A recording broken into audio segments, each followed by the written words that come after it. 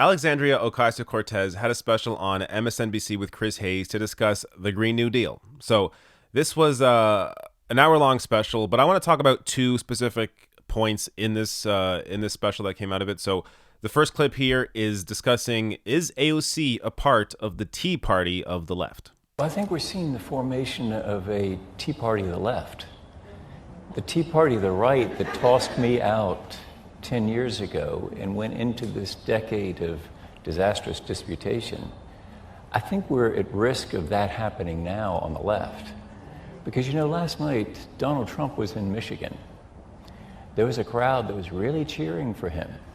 They were also chanting, AOC sucks at some point, I think. And so, but what I'd ask you is, what's the difference between last night and tonight? This is the mirror image. This is the flip side. People say Tea Party of the left, and I find this phrase very interesting, this phrasing very interesting, because the grounding of the Tea Party was xenophobia, the underpinnings of white supremacy. But, you know, I understand politically what people say Tea Party of the left, because I am a progressive Democrat that won in a primary election and ousted the fourth most powerful person in the Democratic Party. I understand why people would say Tea Party of the left. The exception is that my district is overwhelmingly progressive, and our representative was not representing our actual position. So this is not a Tea Party of the left. This is a return to American representative democracy. And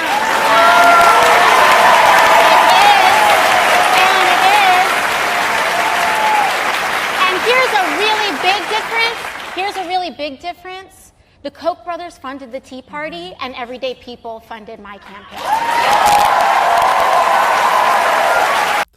All right, so first I gotta say, I watched the entire 47 minutes of this special, and that was the biggest applause line that I saw out of the entire special, where she mentioned how the difference between, you know, the left wing or the Justice Democrats in the Democratic Party and the Tea Party is the fact that the Tea Party was funded by the Koch brothers, and people like AOC and other Justice Democrats are funded by the people.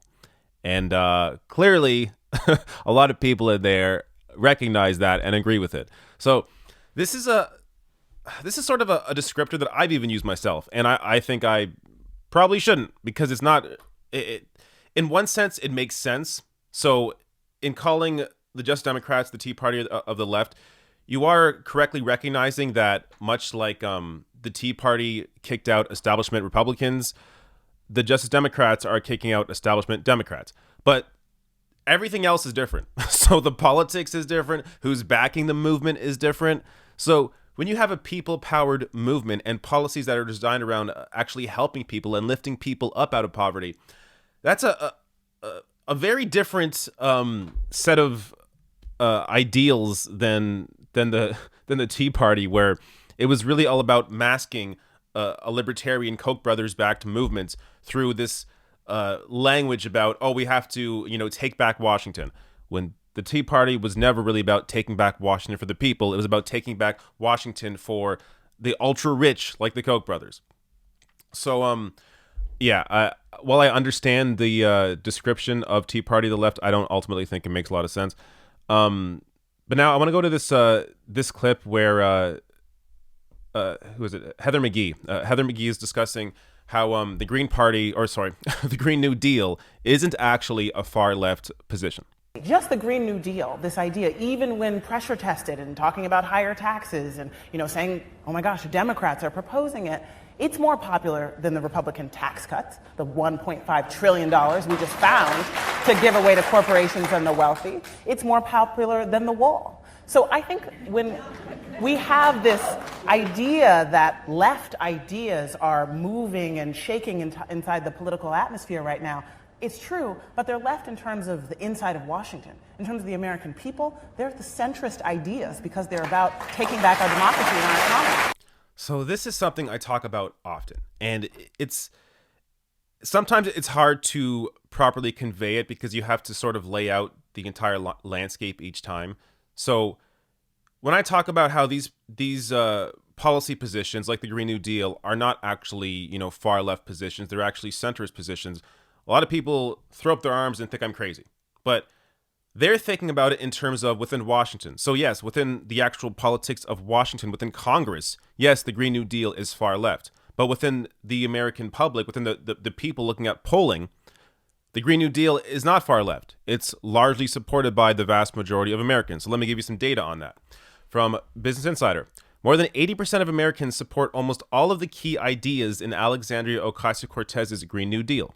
A plurality of respondents, 43.7%, agreed with the Green New Deal proposal as a whole, with 16.3% strongly agreeing, 13.9% agreeing, and 13.5% somewhat agreeing. Just 14.7% disagreed with it, and about 24.3% said they didn't know enough to say. So the 24.3% is actually the big chunk here that we have to continue to educate. So when we talk about big support for the Green New Deal, well, yeah, looking at the country as a whole, of course, a quarter of the country doesn't know what the hell the Green New Deal is. But when they are actually educated on what it is, yes, a majority of those people support the Green New Deal. So let me actually give you data, a lot of data here that goes even deeper into that. So 87.6% of respondents said it was somewhat, very, or extremely important that the federal government invest in infrastructure designed to build resilience against climate change-related disasters. 87.2% of poll respondents said it was somewhat, very, or extremely important that the U.S. meet 100% of its power demands through renewable or zero-emission energy sources. 12.7% said this goal was either not so important or not important at all. 86% of those polled said it was important that the federal government enact policies aimed at achieving net zero greenhouse gas emissions, which would mean no added carbon dioxide in the atmosphere, and support for improving the energy efficiency of new and existing buildings was particularly high at 89%. And 87.5% of respondents said it's important that both manufacturing and agricultural businesses and industries be required to be as emission-free as technologically feasible. And the resolution's call for major investment in energy-efficient transportation was also popular, with 87.6% of those polled saying it's important the government invest directly in a high-speed rail system, zero-emission vehicle infrastructure, and clean public transit. So the public support for the Green New Deal is there. The only issue now, the only actual barrier are the politicians. So the best way right now to make it politically feasible for these politicians to support the Green New Deal is to have a mass movement of people supporting the Green New Deal. So right now we are beginning to see that with protests like from the Sunrise Movement with their protest in Nancy Pelosi's office and other offices. So we are now beginning to see the beginning of that, but that needs to continue, and the pressure needs to increase even further for any movement to actually be made here. Now, again, this is a movement facing tons of money on the other side, the fossil fuel industry. So it's going to continue to be an issue because, look, the movement in favor of the Green New Deal just doesn't have the same amount of resources in terms of the money behind them that fossil fuel does.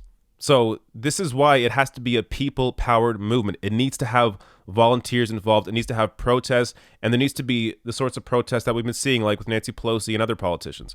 So if this pressure continues, and then in 2020, Democrats are able to actually possibly, maybe flip the Senate, though it seems unlikely, flip the Senate, but also have a Democrat as president that supports the Green New Deal and is willing to actually fight for it and not just say they support it in words, but then work behind the scenes to work against it, but actually support it, then there can actually be real movement here. But it's important this is why it's so important to look into the politicians that you vote for, whether it's in your own districts, but also in the primary. So a lot of politicians right now, a lot of 2020 candidates are saying they support the Green New Deal.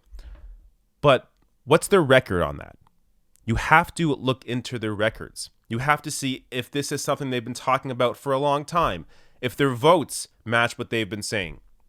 So really, look, honestly, the only person right now that I support to actually push this through, to do everything they can to push this through, is Bernie Sanders. If there is anybody else that you think is as strong on this, please let me know, because I don't see anybody else even come close to this sort of urgency, the urgency that Bernie Sanders is showing. I mean, Tulsi Gabbard, for all the progressives that for some reason are huge supporters of Tulsi Gabbard doesn't even support the Green New Deal. So you need somebody that is going to champion this. It's not as easy as just voting for a politician that says nice things. You have to look at their record, look at what they fought for, and look at what they're willing to risk to fight for that.